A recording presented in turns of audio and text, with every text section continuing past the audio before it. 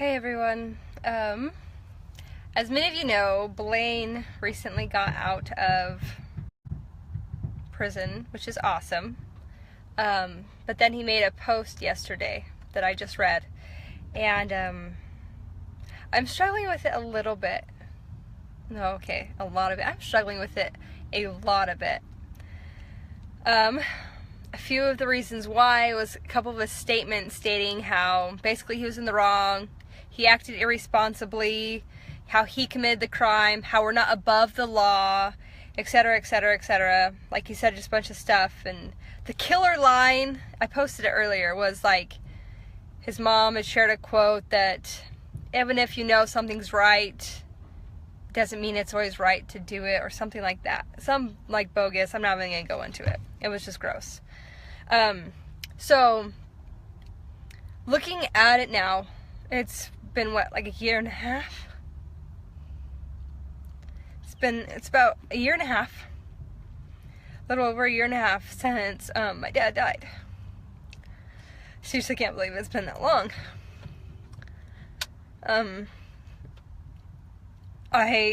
With all the consequences that's followed in that year and a half, I ask myself a lot, like, would I change it?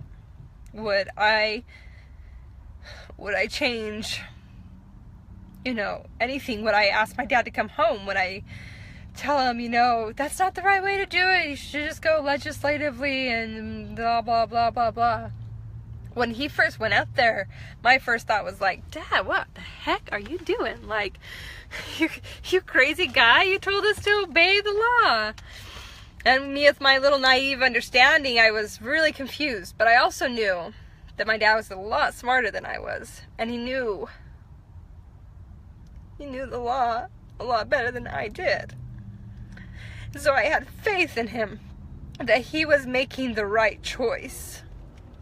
And the right choice isn't, 9 times out of 10, it's not the easy choice. And if I could go back, the only different thing I would do was to make sure I was up there with him, or at least for part of it. I know he wouldn't have let me stay. He would have sent me back home to my babies or whatnot. But I wish I could have been there. And I wish I could have told him to his face how proud I was of him. How proud I was to have a father who had the integrity to stand on his principles and to fight for this country, for me, for my children, for freedom. My dad taught me his entire life. And in that moment, he taught me that you don't just talk, you actually do. He taught me that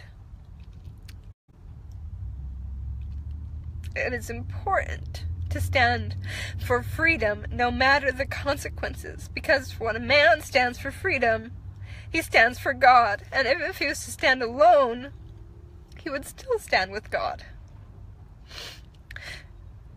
The consequences and the cost of my dad's stand was pretty high.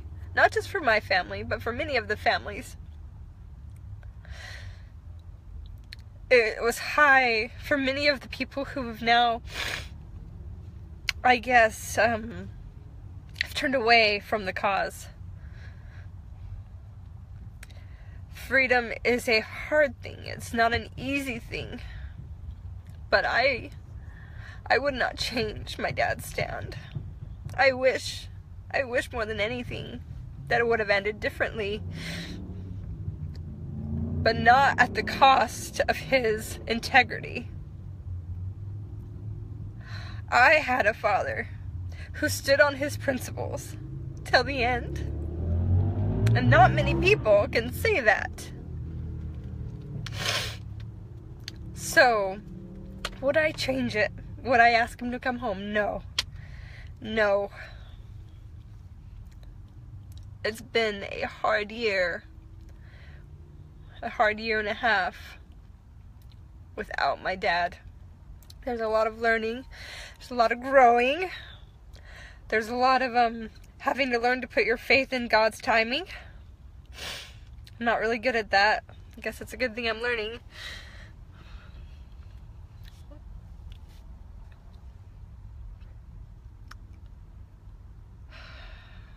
You guys, honestly, the Malheur stand was the easy part. It's the year and a half afterwards that's the hard part. You have to keep standing strong. We have to stop nitpicking those that are standing. We all are going to do it in our own way. We're all learning. We're all growing. We're all struggling with turning our will to God and doing it His way. We're all at different stages. And just because someone doesn't do it the way you do it, or the way you feel like is the right way, doesn't mean you should belittle them, throw them under a bus. You should honestly be grateful that someone else is also standing. I mean, I grew up LDS, and when I was LDS Mormon, for those who don't know, when I was young, I, had the naive stigma like, I bet God is so sad that all these people aren't Mormon. And my dad kind of corrected me and was like, no, I think God is happy when His children remember Him in whatever capacity. And it's always stuck with me, that God is happy whenever we remember Him, even in the slightest. And so I think we should be a lot more kinder with each other when we as human beings remember freedom, even in the slightest, even when our efforts might look insignificant to other people. It is by all these small steps moving forward that we will get the outcome we're looking for, which is a free country.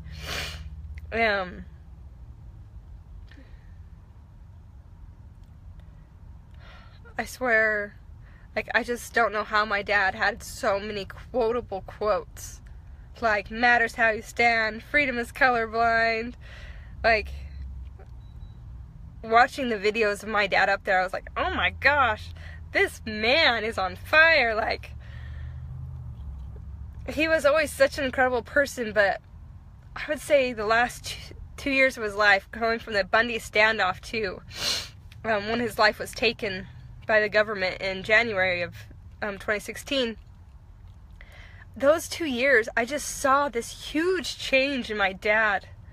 His focus on Christ and God was so,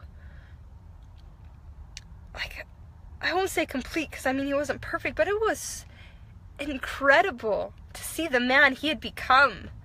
He wanted so bad to do what it was right, and he spent hours studying the scriptures, studying old philosophers, studying the founding documents, because he wanted to make sure that without a doubt he knew that what he was doing was the right thing, because he knew that it wasn't just him that it would affect. He had children, he had brothers and sisters, he had parents, he had a wife, he had, so much family that it would affect.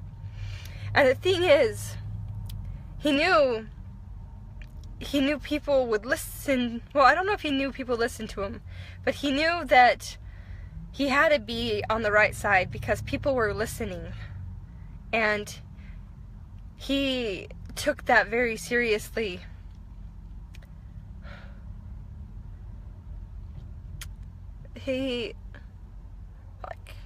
I wouldn't change. I wouldn't change it. I wish he was still here, so that I could call him and be like, Dad, I have no idea what I'm talking about most of the time. Will you teach me about the law? Will you teach me? Because so much of it is gray for me still, and I want to know, I want to know what is right. I wish he was still there to call. But He is not. And I still wouldn't change it, you guys. Okay, well, I've actually got to get, do stuff today and not just cry all day. But I just wanted to put out there again that it's worth it. It's all worth it. Any sacrifice that you make for freedom or for doing what's right is worth it.